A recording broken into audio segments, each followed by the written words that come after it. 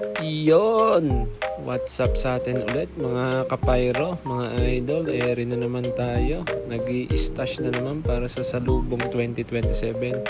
So yon mga idol, breakdown ko lang yung first stash ko para sa salubong 2027 mga idol.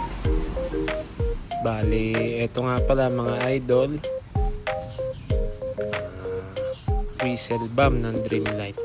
Hindi talaga nawawala sa atin yan eh. Favorite natin yan, yung nasipol na lagabag. Sabay yan, Persipon 25 shots. Si-series natin para medyo tipid-tipid. Saka yan,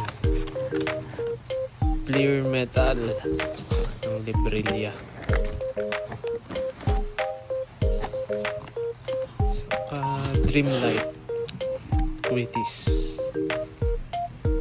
Kulay blue ngayon ang packaging ngayong taon na to.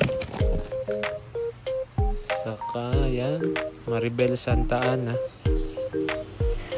Saka may pang babad lang tayo mga idol. So yun lang mga idol, quick update lang sa unang stash.